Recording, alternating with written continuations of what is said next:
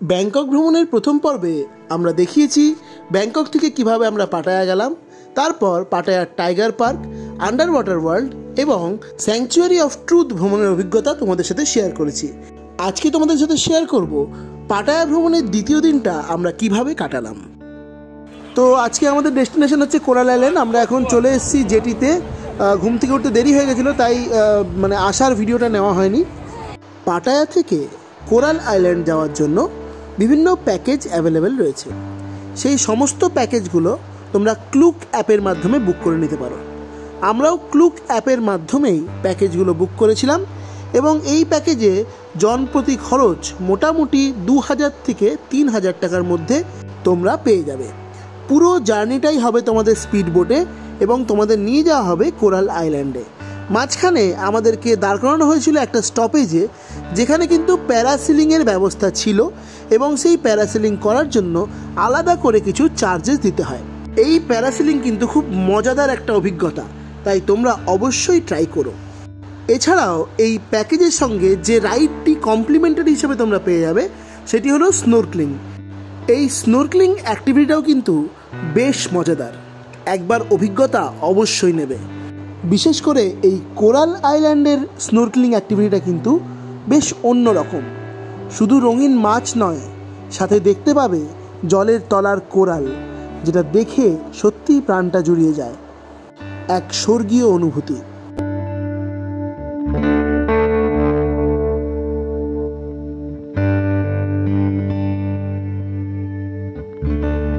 তো আমরা এখন চলে এসেছি কোরাল আইল্যান্ডে। এখানে স্পিড বোটে করে আমরা বুক করেছিলাম কোরাল আইল্যান্ড রাইড। তো সেই স্পিড বোট রাইডে একটা কমপ্লিমেন্টারি রাইড হয়, সেটা হচ্ছে স্নোরক্লিং। মাঝখানে দাঁড়িয়ে স্নোরক্লিংটা সবার জন্য কমপ্লিমেন্টারি থাকে। এছাড়াও অনেক এক্সট্রা রাইড আছে। তো স্নোরক্লিংটা যারা আগে এক্সপিরিয়েন্স করেছো জানি না তোমাদের কেমন লেগেছে। আমার এক্সপিরিয়েন্স পার্সোনালি খুব খারাপ। আমি স্নোরক্লিং করার পরে জাস্ট এত মাথা ঘুরছিল, প্রচণ্ড মাথা ঘুরছিল, চোখ মুখ অন্ধকার হয়ে শুয়ে পড়েছিলাম আমি বোটের মধ্যে এবং সেখানে এক প্রকার বমি হয়ে গেছে। আমার শরীরটা প্রচণ্ড খারাপ ছিল। তো বমি হওয়ার পরে একটু ভালো, কিছুক্ষণ এখানে এসে কোরাল আইল্যান্ডে রেস্ট করার পরে একটু বেটার লাগছে। তো এখানে একটু খাবার নেওয়া হয়েছে। খাবারগুলো সত্যি খাওয়া যায় না, আমাদের মতো বাঙালিদের জন্য এই খাবার একেবারেই খাদ্যযোগ্য নয়, বাধ্য হয়ে খেতে হচ্ছে। অবশেষে কিছু না পেয়ে আমাদের একটা আম পাওয়া গেছে। 100 ভাত দাম নিয়েছে একটা আমের। সেই আমটাই এখন খাবো, কারণ নুডলসটা খুবই জঘন্য ছিল। এই ফল খেয়েই কাটাতে হবে আজকের দিনটা। আমের দামটা একটু বেশি হলেও আমটা খেয়ে ভালো লাগছে, একটু দেশি দেশি ফিলিং পাওয়া যাচ্ছে। আম তোমরা খেতে পারো, দামটা একটু বেশি। ঘুরতে এসে স্কুটি নিয়ে ঘুরবো না, সেটা তো হয় না। তো আমরা এই কোরাল আইল্যান্ডে স্কুটি ঘোরার একটা সুযোগ পেয়ে গেছি।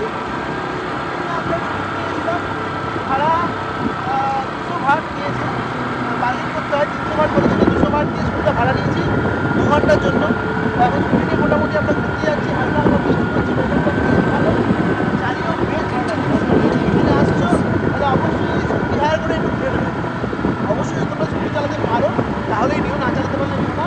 লাইসেন্সের কোনো প্রয়োজন নেই, হেলমেটেরও প্রয়োজন নেই। ওদের ইচ্ছে মতো এখানে ঘুরতে পারো, খুব সুন্দর লাগবে। পয়েন্টটাও বেশ ভালো। কোরাল আইল্যান্ডে তোমরা স্কুটি নিয়ে ঘুরে নিতে পারো কতগুলো ভিউ পয়েন্ট। এছাড়াও কিছু মন্দিরও রয়েছে, যেগুলো তোমরা স্কুটি নিয়ে খুব সহজেই ঘুরে নিতে পারো।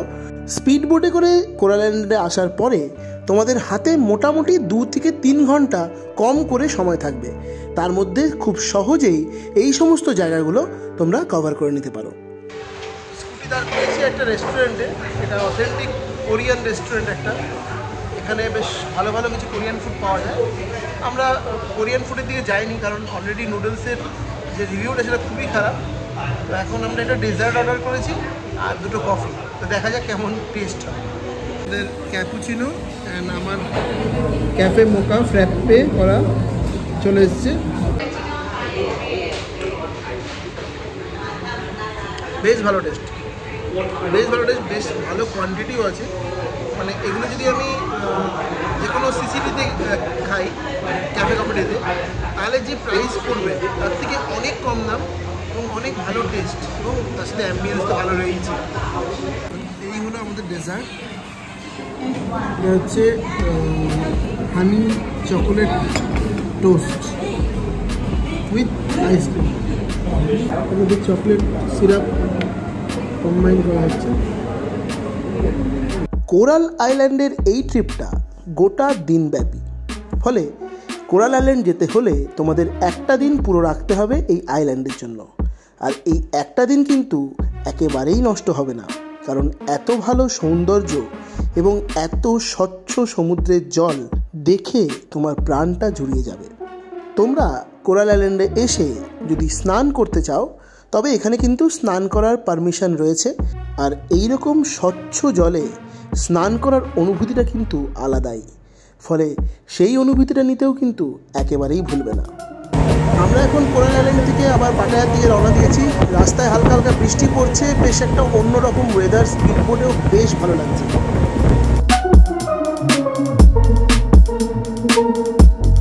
কোরাল আইল্যান্ডের এই অ্যাক্টিভিটি করে তোমাদের বাড়ি ফিরতে ফিরতে মোটামুটি বিকেল হয়ে যাবে। তারপর যারা মার্কেট ভালোবাসো তারা একটু রেস্ট করে কিন্তু ঘুরে নিতে পারো পাটায়ার নাইট মার্কেট।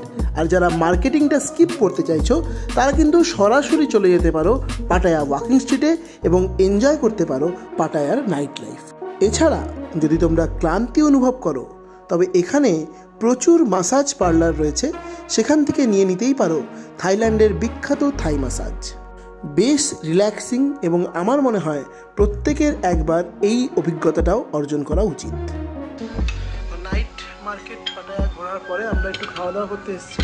তো এখানে একটা বাংলাদেশি রেস্টুরেন্ট আমরা খাচ্ছি কালকের থেকেই, তো সেখানেই আবার এসেছি। অর্ডার করেছি ভাত, আলু সেদ্ধ আর মাছের ঝোল। এই হলো আমাদের ভাত, আলু সেদ্ধ আর রুই মাছের ঝোল, তার সাথে স্যালাড তো রয়েছে। মানে এখানে থাই খাবারগুলো জাস্ট নেওয়া যায় না, এতটাই মানে কেমন একটা টেস্ট যে আমাদের পক্ষে খাওয়া খুব ডিফিকাল্ট। সেখানে এখানে ইন্ডিয়ান রেস্টুরেন্টও আছে, কিন্তু সেখানেও ম্যাক্সিমামটা প্রচণ্ড স্পাইসি, মেনলি পাঞ্জাবি টাইপের ডিশগুলো বা মারওয়ারি এই ধরনের প্রচণ্ড স্পাইসি ডিশ, সেটা খেলেও খুব প্রবলেম হচ্ছে। তাই জন্য আমরা এই রেস্টুরেন্টে প্রেফার করছি। তোমরা আসতে পারো লিটন রেস্টুরেন্ট অ্যান্ড হোটেল। তো এখানে খুব সুন্দর খাবার পাওয়া যায় ওয়াকিং স্ট্রিটের একদম কাছেই।